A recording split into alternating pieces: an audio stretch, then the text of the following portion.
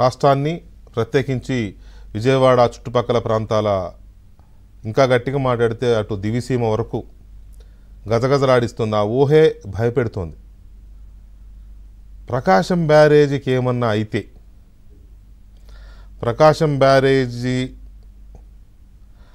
అంటే అలా అనడానికి లేదు, కానీ కొన్ని సందర్భాల్లో అలా ఊహించుకుని వాటికి తగిన జాగ్రత్తలు రక్షణ చర్యలు తీసుకోకపోతే నష్టం ఏమైనా జరగవచ్చు. అమ్మజ శ్రీశైలం బ్యారేజ్ కింద డ్యామేజ్ అవుతోంది, మొత్తం కొట్టుకుపోయింది, దాన్ని వెంటనే రిపేర్ చేయాలని చెప్పి పెద్ద నిపుణుల కమిటీ ఒక రిపోర్ట్ కూడా తయారు చేసింది. లేకపోతే డ్యామేజ్ కొట్టుకుపోయే ప్రమాదం, డ్యాము కొట్టుకుపోయే ప్రమాదం ఉందని కూడా రిపోర్ట్స్ ఇచ్చారు. అట్లాగే ప్రకాశం బ్యారేజ్ మొన్న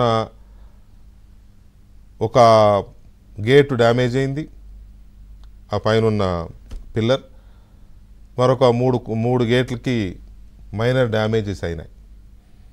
అదే జరగరానిది ఇంకేమైనా జరిగి ఉంటే బ్యారేజ్ పరిస్థితి ఏంటి?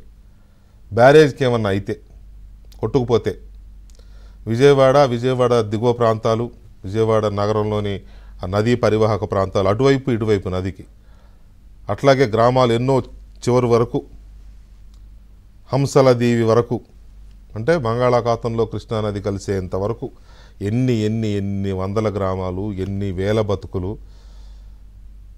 వాళ్ళందరి పరిస్థితి ఏంటి? అసలు ఆ ఆలోచన ఎలా వచ్చింది ఈ మనుషులకి దానికి ఏదో చేయాలని? అందులో వాస్తవం ఎంతుంది? ప్రభుత్వం అది కుట్రగా ఎలా పసిగట్టింది?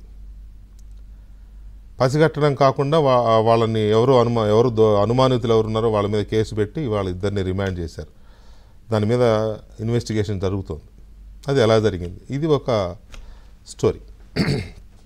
దీంతోపాటు బుడమేరు ఎక్కడో ఖమ్మం జిల్లాలో పుట్టి అలా కృష్ణా జిల్లాలోకి ఎంటర్ అయ్యి అలా మైలవరం నియోజకవర్గంలో మెజారిటీ పోర్షన్ మైలవరం నియోజకవర్గంలో ప్రవహించి విజయవాడ అవుట్స్కట్స్ నుంచి అలా వెళ్తూ విజయవాడ నిడమానూరు పక్క నుంచి వెళుతూ గన్నవరం నియోజకవర్గం నుంచి ఆ పైకి అలా వెళ్ళిపోయి కొల్లేరులో కలిసిపోయిన బుడమేరు ఇవాళ విజయవాడ ఇంత ఇదైపోవడానికి కారణం, ఈ వరదల ముంచెత్తడానికి కారణం ఆ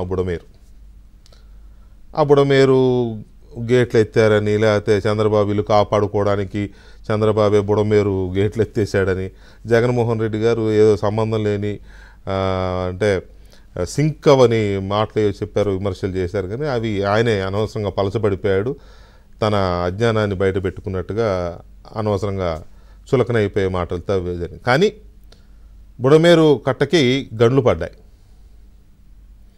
సరే, ఆ గండ్లు గత 5 సంవత్సరాలు మెయింటెనెన్స్ లేకపోవడం వల్ల పడ్డాయనేది డిపార్ట్మెంట్ వాళ్ళు తేల్చారనుకోండి, అది వేరే విషయం.